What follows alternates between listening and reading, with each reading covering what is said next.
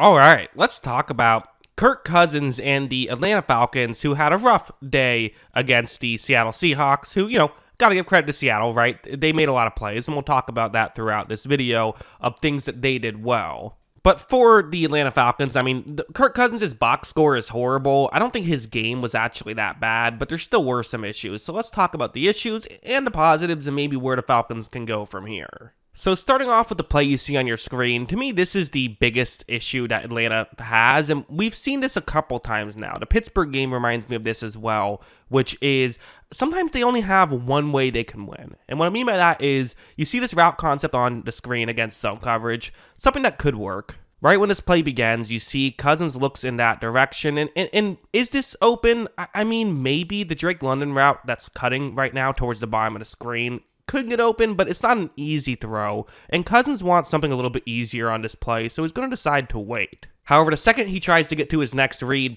the pocket collapses, and he ends up getting sacked immediately, so that was not certainly what they were going for there. But this is part of the issue with the Atlanta Falcons, is, they don't always pass protect great, and in this game, I didn't think they pass protected very well. I brought up the Steelers game, that was another one, which, hey, that's TJ Watt, what are you going to do? But, I think it's kind of an issue where we see the Falcons often get into these situations where they basically need their first read to get open. Cousins isn't going to extend the play. You need to either block well enough for the second read to get open, or the first read just has to get open. Because it can lead to plays like this then, where it's going to be a 2nd down and 7. This is a man coverage concept. You have Darnell Mooney's route going over the middle, which, hey, Darnell Mooney, been a real nice piece for Atlanta so far to start the year. Cousins takes a snap, he does the right thing. He looks in Mooney's direction, does, in fairness, look off a little bit, but I think his intention was to get it to Mooney, and it's still relatively early on in the play, but Cousins is just going to throw it in this direction, and that's kind of what you saw him doing, is consistently throwing to his first read. Here, the throw is also just a bit off and is incomplete, but even if it was caught, it was only going to go for a yard or two, and I think that's what you can do if you can rush the passer against the Falcons, is force them into their first reads. Although for Atlanta, some of this was just careless mistakes. This concept, this situation was just a bad job by the Falcons. So it's 3rd down and 5. This is early on in the game. Okay, 3rd and 5. That feels very manageable. Well, what are they going to do? Well, first they false start. So, okay, not ideal. Now we're in a 3rd and 10. But 3rd and 10, you can still convert that, right? It's a lot tougher than a 3rd and 5, but it's still very possible. So, okay, well, what is Atlanta going to do in this situation? They, once again, are going to false start. That's Kyle Pitts that time, the tight end, which is not ideal. And in doing that, you now have set up a 3rd and 15. So you went from being in a 3rd and pretty manageable at 3rd and 5 to now, Cousins just takes a snap and he's just going to play the field position game. He just throws it underneath, hopes that Kyle Pitts can make a catch and break a tackle, but knows realistically the odds aren't great of that happening. And this is just beating yourself. So it's Seattle's a good team. Seattle can beat you. Don't beat yourself. And then we got to go over here. Because 13 minutes left. Okay, listen, we've seen the Atlanta Falcons start off slow and then still find ways to win games. That's kind of what they've been doing on this entire win streak, right? But then the turnovers started happening, where first it's going to be this one. It's a 3rd and 9. So I should say, I get trying to make a play right here. You're down 10 points in the 4th quarter. It's still early. You don't want to play stupid. You don't want to turn the ball over. That still is a lot worse than a punt when you're at midfield. But it's okay to say, hey, if this is a jump ball, 50-50 down the field, maybe it's more worth it to take a chance than it otherwise would be. That's fair to say. So Cousins is going to take the snap. He first looks towards his left, doesn't love what he sees, and is now going to try and scramble a little bit. Has a little bit of time to move. So, hey, not always having to hit his first read. This time he has an opportunity to move a little bit. But right here, there is a Seattle player who's right in front of him. This play is over. You can't just throw the ball the way you typically would want to here. You either have to try and make a miss, or in Cousins' case, probably just kind of sidearm this ball out of bounds and live to see another play on 4th down. Maybe you go for it, or maybe you just punt. Instead, he's going to just, essentially just take the fumble right there because he was still throwing with a player right in his face. I mean, what do you think is going to happen there?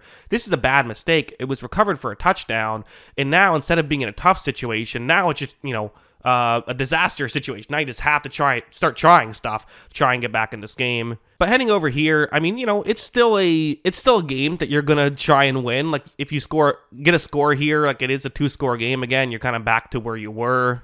You see the route on the screen. It's certainly one that can get open. It's Drake London, definitely the guy you want to throw to. Cousins is going to take the snap right here. He looks in London's direction, and, again, there's a window right here, and this is just going to be a bad break for Cousins. Watch as the ball gets batted up and intercepted. I mean, that wasn't a bad play. It wasn't. That was a fine throw from Cousins. Ends up being a play that, you could say London could have had, or maybe it was just a bad break all around. But either way, this one, it was already looking like a real uphill climb at this point anyway. But this one really iced it. Like, there was no chance after this one. But Cousins was still in the game for another drive, and these are all on, drives right after each other, by the way. No drive has happened in between the ones that we're talking about. You have this play, Kyle Pitts running a route over the middle, and like at this point, you're probably thinking, hey, down 20 with 6 minutes left. Honestly, it's kind of admirable to see Cousins still pushing the ball down the field. I'm not going to blame him for like a jump ball down the field, right? And the answer is no, of course not. And in fact, when Cousins takes the snap, this isn't even a jump ball. This is just an open receiver right here down the field, and this is what I am going to blame him for. He misses the throw, and that ends up being an interception. I also didn't love that route and how Kyle Pitts finished that route. I have to say that as well. So that wasn't ideal. But yeah, as a whole, these are bad plays, and you can't really win many football games, especially not against good teams when you're beating yourself like this. So, okay, well, where do we go from here? Cousins, again, it's not a hot take. I'm sure, Kirk Cousins' family will say, yeah, this wasn't his best day here. He will say it wasn't his best day, and it is what it is. Where do we go from here?